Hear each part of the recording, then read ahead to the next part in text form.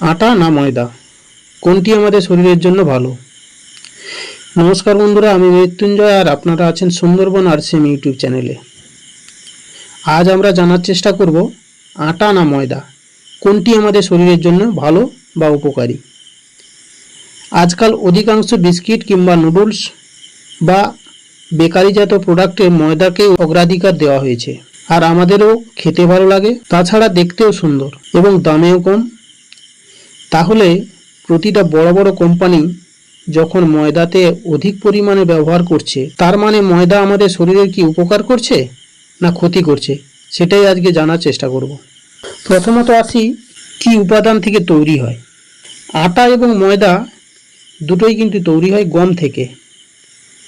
গমের উপরের স্তরটি অর্থাৎ বাদামি রঙের আস্তরণটি সহ পেশাই করলেই সেটা হয় আটা, আর উপরের ওই বাদামি স্তরটি তুলে ফেলে ভিতরে সাদা অংশটি পেশাই করলে সেটা হয় ময়দা। এবারে আসা যাক গুণগত মান নিয়ে। বন্ধুরা, গমের উপরের ওই স্তরটিতেই থাকে উচ্চ পরিমাণের fibre, vitamin B, vitamin 3, vitamin 5 এর মতো অত্যন্ত শক্তিশালী অ্যান্টিঅক্সিডেন্ট। ফাইবার আমাদের শরীরে হজমে সাহায্য করে, মেটাবলিজমকে বাড়িয়ে তোলে, এছাড়া কনস্টিপেশনের সমস্যা থেকে মুক্তি দেয় এবং শরীরে কোলেস্টেরলকে বৃদ্ধি হতে দেয় না। শরীরে এনার্জি প্রদান করে, নতুন রক্তকোষকে জন্ম দেয়। আটার মধ্যে থাকা ফাইবার উদ্বেগ কমায়, ঘুম না আসা, মাথা ব্যথা, বিষণ্ণতা সারাতে আটার তুলনাই হয় না। আর এবারে আসা যাক ময়দাতে।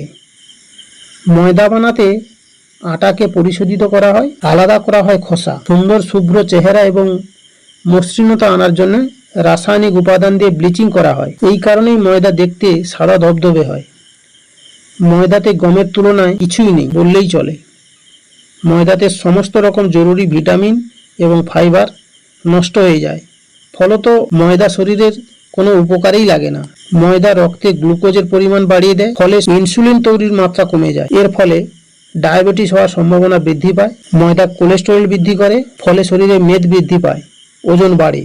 ময়দা অতিরিক্ত পরিমাণের অ্যাসিডিক, কারণ ময়দা তৈরির সময় জরুরি নিউট্রিশন এবং ভিটামিনগুলি বেশিরভাগই নষ্ট হয়ে যায়। এটি অ্যাসিডিক প্রকৃতির হওয়ার কারণে শরীরে ক্যালসিয়াম ক্ষয় হয়, ফলে শরীরে হাড়গুলির ঘনত্ব কমে যায়। তাই ময়দাজাত দ্রব্য বেশি খেলে অর্থাইটিসের সমস্যায় ভুগতে পারেন। এছাড়াও আরও নানা ধরনের রোগ জন্ম দেয়। এক কথায় বলা যায়, আটা শরীরের জন্য যতটা উপকারী, ময়দা শরীরের জন্য ততটাই ক্ষতিকর। তাই সুস্থ থাকতে আটাকে অগ্রাধিকার দিন। Thank you. আজকে তবে এই পর্যন্ত, দেখা হবে পরের কোনো ভিডিওতে। ততক্ষণ ভালো থাকুন, সুস্থ থাকুন।